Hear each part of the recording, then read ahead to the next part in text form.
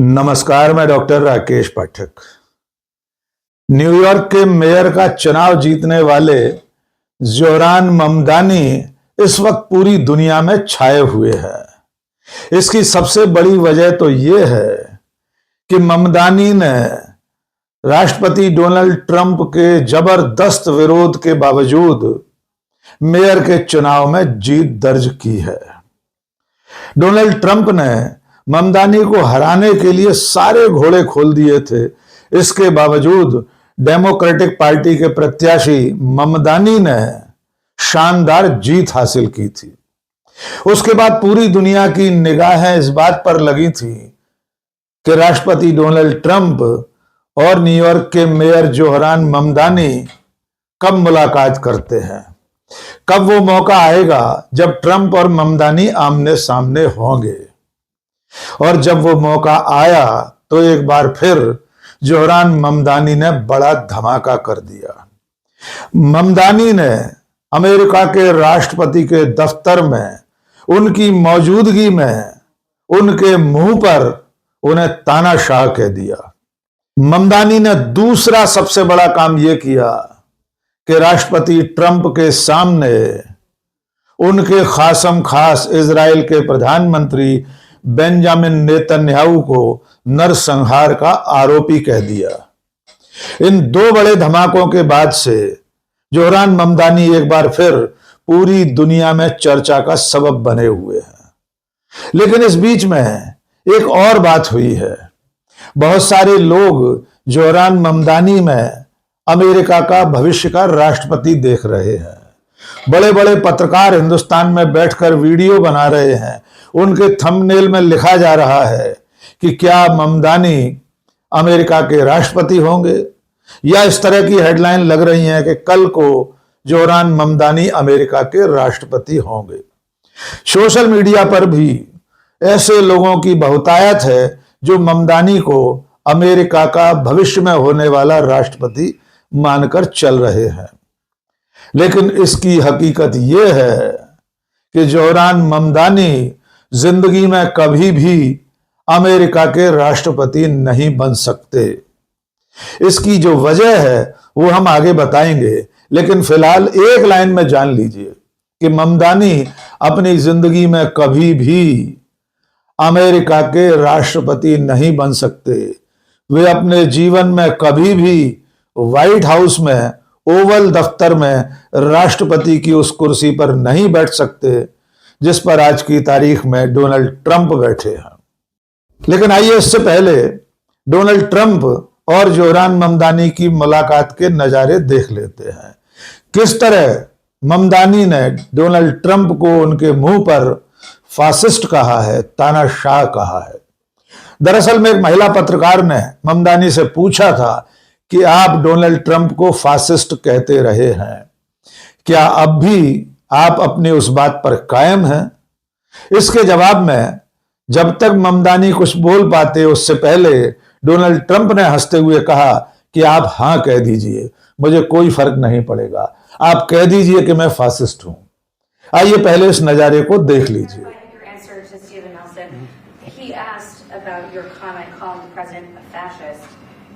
And your answer was, both President Trump and I have been clear about our positions and our views. Are you affirming that you think President Trump is a fascist? I've spoken about... That's okay, you can just say yes. Okay, all right. Okay? Yeah. It's easier. Yes. It's easier than explaining it. I don't mind. तो white house में दुनिया के दरोगा, दुनिया के सबसे शक्तिमान देश America के राष्ट्रपति को उसी के दफ्तर में उसके बगल में खड़े होकर फासिस्ट कहना, तानाशाह कहना यकीनन बहुत बड़ी बात थी। इसके लिए 56 नहीं 560 इंच का सीना चाहिए था। लेकिन उतनी ही बड़ी बात यह है कि अमेरिका के राष्ट्रपति डोनाल्ड ट्रंप ने इसे बेहद सहजता से लिया। यहां तक कि उन्होंने खुद पहले ही कह दिया, कोई बात नहीं है, आप कह दीजिए कि मैं ट्रंप को फासिस्ट मानता हूं। अब आइए दूसरा नजारा देख लीजिए। यह उतना ही महत्वपूर्ण है क्योंकि डोनाल्ड ट्रंप इजराइल में चल रहे नरसंहार, वहां इजराइल की सरकार के दमन चक्र की पीठ पर हाथ रखे हैं। पूरी दुनिया जानती है कि इजराइल के प्रधानमंत्री बेंजामिन नेतन्याहू डोनाल्ड ट्रंप के खासम खास मुखियाओं में गिने जाते हैं। अब तक डोनाल्ड ट्रंप ने इजराइल की गजा पट्टी और फिलिस्तीन में चल रही दमन वाली कार्रवाइयों को रोकने के लिए कुछ नहीं किया है। ऐसे में उन्हीं के सामने जोरान ममदानी ने कह दिया कि बेंजामिन नेतन्याहू नरसंहार के आरोपी हैं। आइए ये वीडियो भी देख लीजिए। Mr. Mamdani, you've accused the U.S. government of committing genocide in Gaza while President Trump was working on peace. Why that? I've spoken about the Israeli government committing genocide, and I've spoken about our government funding it. And I shared with the president in our meeting about the concern that many New Yorkers have of wanting their tax dollars to go towards the benefit of New Yorkers and their ability to afford basic dignity. And what we see right now is we're in the 9th consecutive year of more than 100,000 school children being homeless in our city. And there's a desperate need not only for the following of human rights, but also the following through on the promises we've made New Yorkers. And I appreciated the meeting we had and the work that we can do. Do you agree that President Trump did do a peace and he worked hard to make the peace? Because he worked hard to do the peace in the Middle East and everywhere. Do you agree with that? I appreciate all efforts towards peace, and I shared with President Trump that when I spoke to Trump voters on Hillside Avenue, including one of whom was a pharmacist that spoke about how President Trump's father actually went to that pharmacy not too far from Jamaica Estates, that people were tired of seeing our tax dollars fund endless wars. And I also believe that we have to follow through on the international human rights, and I know that still today those are being violated, and that continues to be work that has to be done no matter where we're speaking of. आपको याद होगा ममदानी ने अपने चुनाव अभियान में कहा था कि अगर वे न्यूयॉर्क के मेयर बने तो वे बेंजामिन नेतन्याहू को न्यूयॉर्क में घुसने नहीं देंगे। अगर नेतन्याहू न्यूयॉर्क आए तो उन्हें गिरफ्तार करवा लेंगे। और अब डोनाल्ड ट्रंप के मुंह पर यह कहना कि वे नेतन्याहू को जेनोसाइड का आरोपी मानते हैं, नरसंहार का आरोपी मानते हैं, यह अपने आप में बहुत बड़ी बात है। लेकिन अमेरिका का लोकतंत्र कितना परिपक्व है, कितना स्वस्थ है, इसकी निशानी भी, इसकी बानगी भी इस मुलाकात में दिखाई दी। डोनाल्ड ट्रंप ने जोरान ममदानी के लिए कहा कि वे उनसे मिलकर बहुत उम्मीद से भर गए हैं।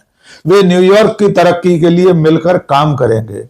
यहां तक कि ट्रंप ने यह कहा कि मैं निरंतर लगातार दुनिया भर के राष्ट्रपति, प्रधानमंत्री, बड़े बड़े नेताओं से मिलता रहता हूं, मेयर लोगों से भी मिलता हूं, लेकिन न्यूयॉर्क के मेयर जोरान ममदानी में ऐसा कुछ खास है कि वे आज की तारीख में सबसे ज्यादा चर्चा का सबब बने हुए हैं। आइए सुनते हैं डोनाल्ड ट्रंप ने क्या कहा था। But I just want to congratulate. I think you're going to have hopefully a really great mayor. The better he does, the happier I am. I will say there's no difference in party. There's no difference in anything. And we're going to be helping him to make everybody's dream come true, having a strong and very safe New York. And congratulations, Mr. Mayor. Thank you, Mr. President. Thank you. I appreciate it. Please. और ये जो तस्वीर आप screen पर देख रहे हैं, ये खुद ट्रंप ने अपने social media profile social truth पर साझा की है।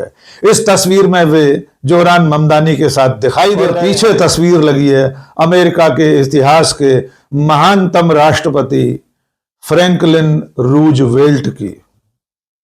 और अब आइए उस मुद्दे की बात जिसका हमने शुरू में जिक्र किया था। हमने आपको बताया था कि ममदानी की डोनाल्ड ट्रंप के साथ मुलाकात के बाद, यहां तक कि उनके मेयर बनने के बाद से हिंदुस्तान में खास तौर से इस तरह की चर्चाएं चल रही हैं कि ममदानी भविष्य में अमेरिका में राष्ट्रपति पद के दावेदार हो सकते हैं या वे भविष्य में अमेरिका के राष्ट्रपति बन सकते हैं। बड़े बड़े पत्रकारों ने कल भी इस तरह के थंबनेल, इस तरह की हेडिंग लगाई थी कि ममदानी अमेरिका में भविष्य में राष्ट्रपति बन सकते हैं। लेकिन जैसा कि हमने शुरू में कहा कि जोरान ममदानी अपनी जिंदगी में कभी भी अमेरिका के राष्ट्रपति नहीं बन सकते। इसकी वजह यह नहीं है कि जोरान ममदानी इस काबिल नहीं है। इसकी वजह यह भी नहीं है कि अमेरिका में उनके चाहने वालों की संख्या कम है। इसकी असल वजह है अमेरिका का संविधान। अमेरिका के संविधान में साफ लिखा हुआ है कि जो व्यक्ति जन्मना अमरीकी नहीं है, जिसका जन्म अमेरिका में नहीं हुआ है वो अमेरिका का राष्ट्रपति नहीं बन सकता। इस वजह से जोहरान ममदानी अमेरिका के राष्ट्रपति नहीं बन सकते, क्योंकि उनका जन्म युगांडा के कंपाला में हुआ है। हम अपने पिछले कई वीडियो में आपको बता चुके हैं कि जोहरान ममदानी के माता पिता भारतीय मूल के हैं।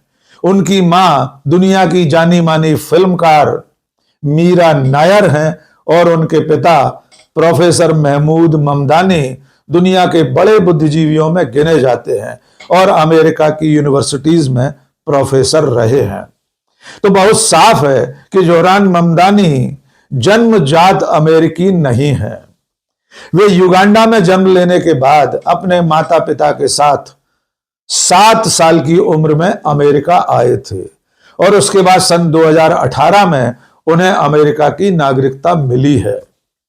वे इस नाते मेयर के पद तक तो पहुंच सकते हैं जहां वे पहुंच गए हैं, लेकिन वे अमेरिका के राष्ट्रपति कभी नहीं बन पाएंगे, क्योंकि अमेरिका के राष्ट्रपति बनने की सबसे प्रमुख पात्रता मूलतः जन्मजात अमरीकी होना है। और अब उस तस्वीर की एक बार फिर से बात कर लेते हैं जो डोनाल्ड ट्रंप ने अपने सोशल मीडिया प्रोफाइल पर साझा की है। उस तस्वीर में अमेरिका के महानतम राष्ट्रपति फ्रैंकलिन रूजवेल्ट दिखाई दे रहे हैं।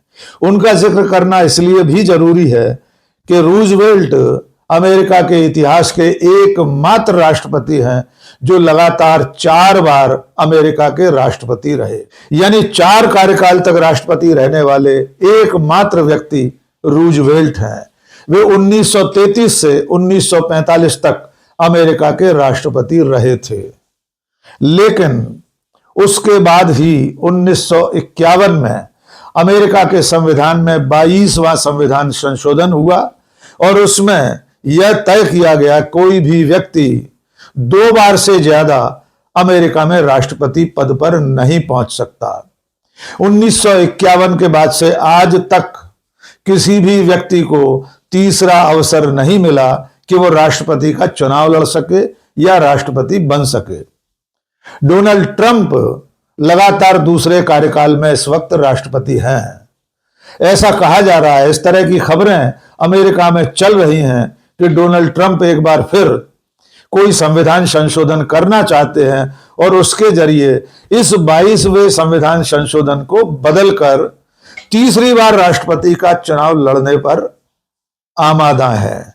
वे ऐसा कर पाएंगे या नहीं हम नहीं जानते, लेकिन फिलहाल जो खबरें जोहरान ममदानी को लेकर चल रही थी उस पर यह साफ करना जरूरी था कि वे कभी भी अमेरिका के राष्ट्रपति नहीं बन पाएंगे, क्योंकि वे जन्मना अमेरिकी नागरिक नहीं है।